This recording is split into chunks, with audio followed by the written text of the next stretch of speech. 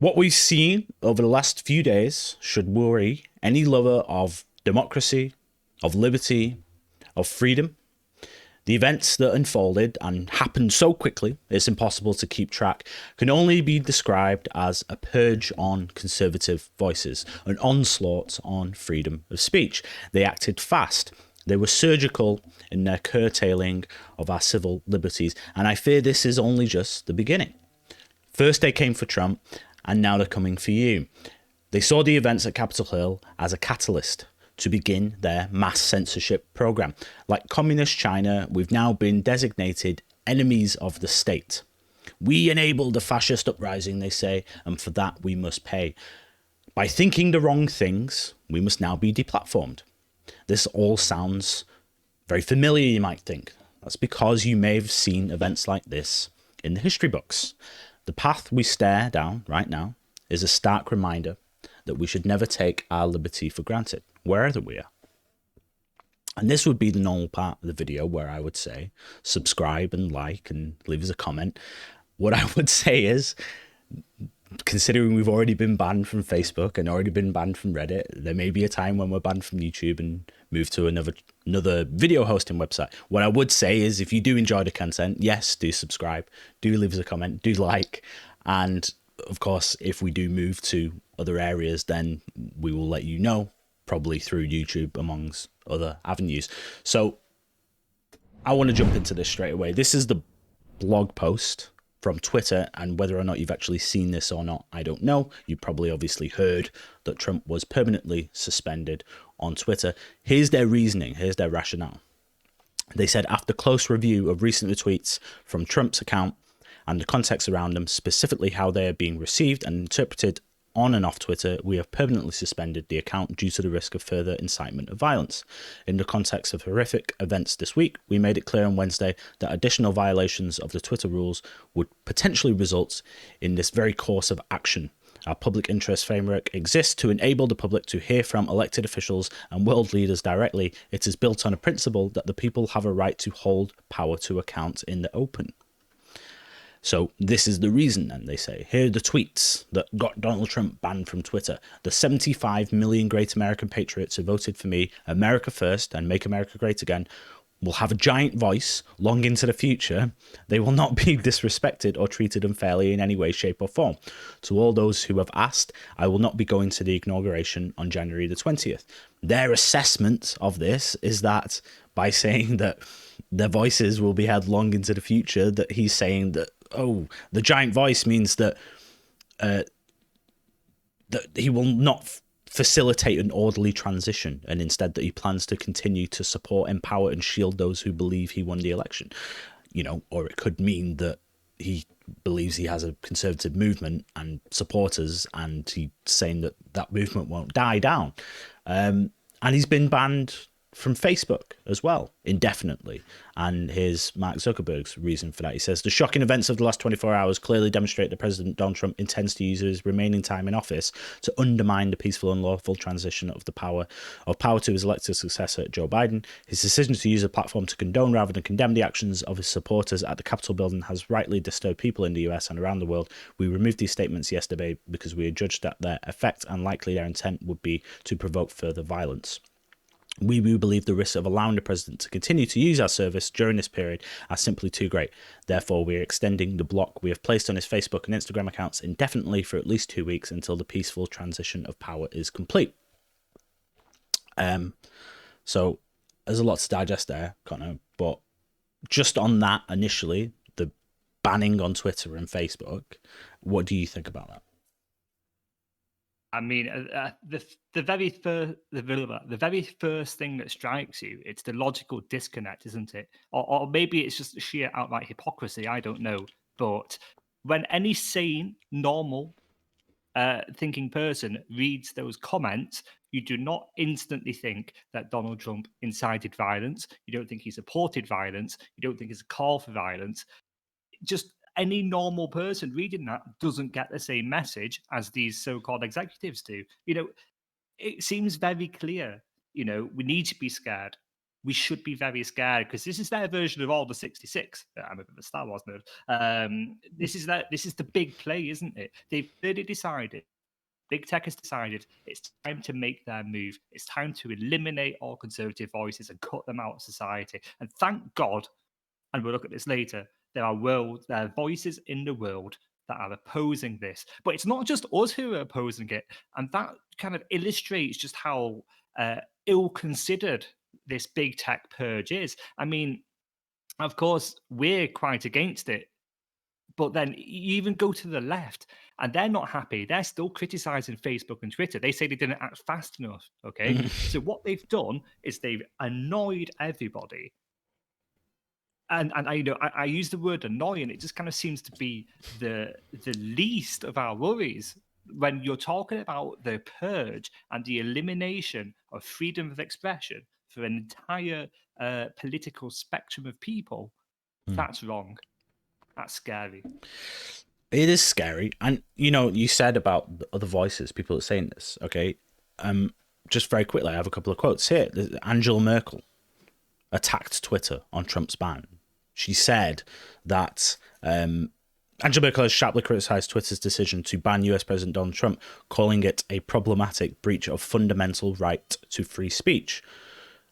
And even the president of Mexico, and he's got I quite like his quotes actually. He said, "I don't like anybody being censored or taking away from the right to post a message on Twitter or Facebook. I don't agree with that. I don't accept that.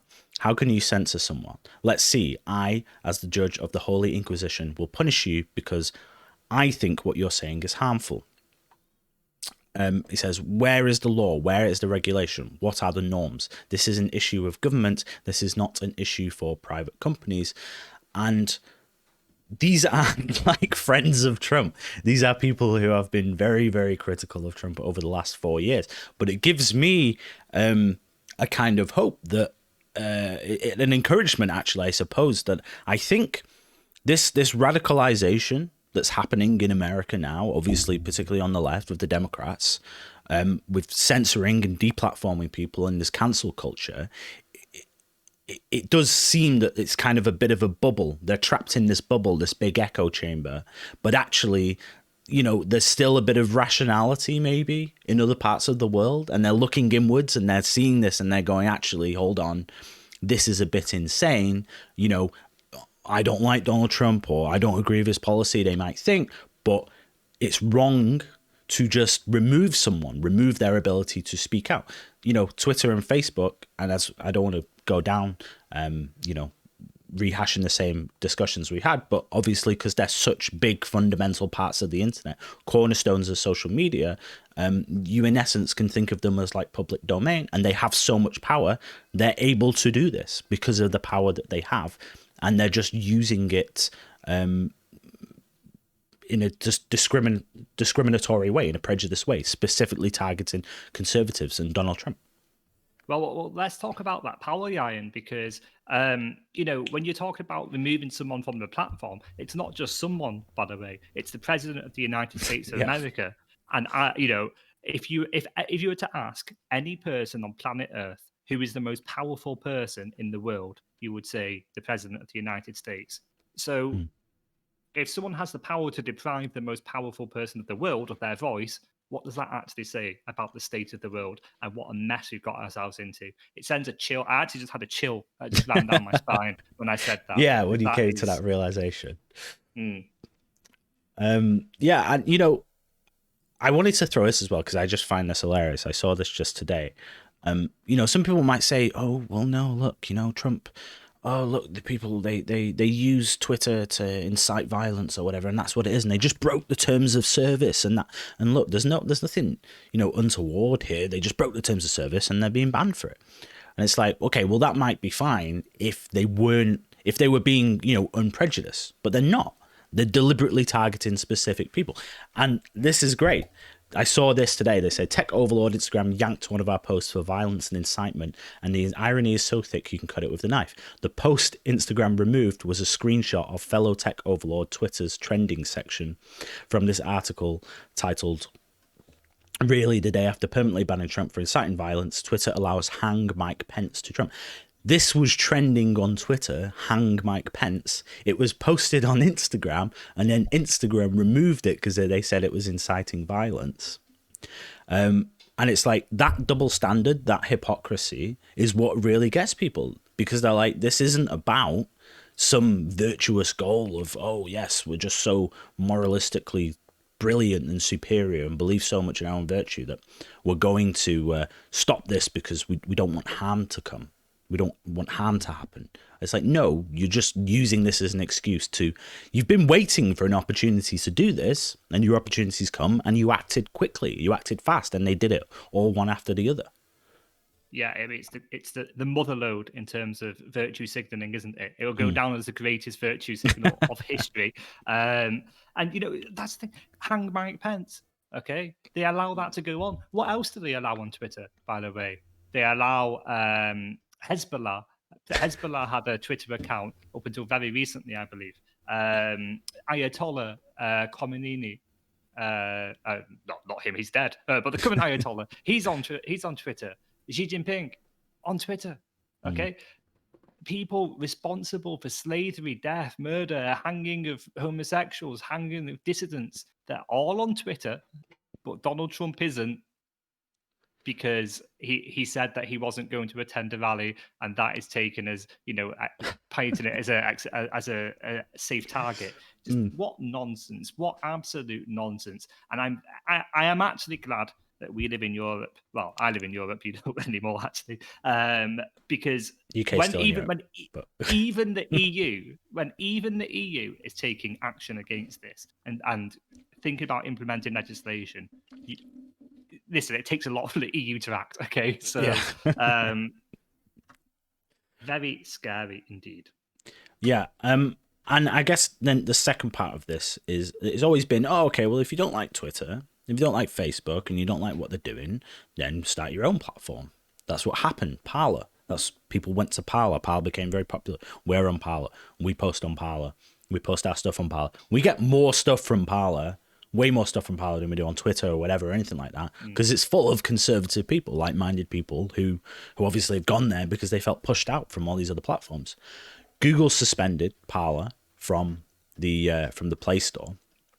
Here's their reasoning for doing this. They said, in order to protect user safety on Google Play, our long-standing policies require that apps displaying user-generated content have moderation policies and enforcement that removes egregious content like posts that incite violence. Okay, and Apple. So basically the two big players in the mobile market, right? Apple and Google. If they don't like you, that's it. There is no there is no mobile market for you anymore. That is 99% of the market. And they, again, same with Twitter and Facebook, they have all this power. They can do this, they can collude, decide together, oh, we're going to shut down this app, or we're going to shut down this person. And there's nothing, that's it. There's no alternative. So here's Apple's rationale for it. They said, we have always supported diverse points of view being represented on the App Store, but there is no place on our platform for threats of violence and illegal activity. Parler has not taken adequate measures to address the proliferation of these threats to people's safety. We have suspended Parler from the App Store until they resolve these issues. And finally, Parler, you can't even go on Parler anymore right now. It's down. It's going to be down, they say, for, they think, a couple of weeks or something like that, I think they said. Because Amazon, who hosted their servers, have terminated their servers. And they said, or this is from the, who is this? Chief Policy Officer Amy Peekov, said, we cannot provide services to a customer that is unable to effectively identify and remove content that encourages or incites violence against others. And she said that in a letter to Parler, that poses a very real risk to public safety. Parler does. So, I want to go on and maybe kind of, I think, make a comparison here about the whole during last year of Black Lives Matter and this kind of thing. But before I do, and maybe you want to talk about that as well, but what's your feeling about this whole thing with Parler? Well, I mean, that phrase strikes me, unable to effectively moderate. Well, I'm fairly certain that Twitter and Facebook, quite a few acts of violence have been planned, carried out, and take place there, right? When you think of the amount of people who've been subjected to violence planned on Facebook and Twitter, but that's fine, like that's okay because that's not problematic. That's not a conservative platform, ostensibly, It's just the theme that runs through it all is just unchecked hypocrisy. And to the point where it can't be hypocrisy anymore, right? It has to be a purge. It has to be a crackdown on conservative dissent. And this is just the kind of smokescreen they put up. This is the veneer. This is the PR side of it, right? The PR side of Order 66, if you will. And then taking down the servers, going so far as to, and these are like publicly traded companies, right? I'm not sure if it's publicly traded, Paolo, actually, but these are companies, who employ people, and they can just vanish in an instant with a click of the fingers if Amazon says so. Why would you ever want to do business with Amazon? Like, if that was the case. Yeah, exactly. We've seen actually the stocks. I think Apple stocks, Twitter stocks have fallen by like 10%. Twitter have lost a few billion. I think Apple lost. I read this. It sounds astonishing if it's true. Like 50 billion in stock prices over the course of a few days after their actions, because people are abandoning their platform en masse. Maybe because they don't, maybe because they see the writing on the wall. It's like, well, I'm going to get banned eventually anyway. The things I want to do and say aren't allowed, But I just wanted as well, just to finish up, talk then about just Black Lives Matter, because last year I can recall on, really dozens of occasions where I saw videos, scattered about on the internet, from links to a video on Twitter or Facebook or Instagram. I don't know if you can do videos on Instagram. Maybe it wasn't on there, but various videos on these sites, and they were videos of people marching in Black Lives Matter protests with chants like "No justice, no peace." Now that sounds an awful lot like inciting violence to me. Were these platforms, was that content removed? No, it was paraded. It was publicized. It was promoted. That was considered a good, positive thing. We've got 6-year-old girls chanting "No justice, no peace" with an angry look on her face, like she's about to take part in a violent riot. So, celebrated. That's celebrated, right?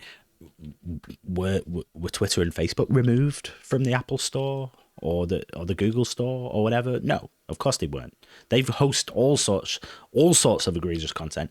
I mean, like you said, ISIS attacks and stuff like this were organized on Facebook and Twitter. And I can just think of other examples, like Google Mail. How much has Google Mail probably been used by people to organize and orchestrate all kinds of attacks and things like this? So it's the double standard, it's the hypocrisy of it. People can see right through it. It's an obvious, transparent attempt to curtail people's freedoms, liberties, to just think for themselves, to have a different political ideology or whatever you want to call it. And they're now being punished for this wrong thing. And it's, as I said in the introduction, it's a real stark reminder that, you can't take these things for granted, assume that because you live in a Western democratic society that they're always going to be there, because I really am surprised that this is what it's come to. I hope it does not continue down this road. I hope that there's enough sense and enough rationality to stop it, but it's up to us to make sure that it doesn't happen. And this is our way, I suppose, at this moment in time, of trying to contribute towards that fight. So thank you very much for watching the video. If you've made it all the way through, rant, but I do enjoy that I do hope that you enjoyed the content. And as always, thanks for watching. And of course, we will see you in the next one.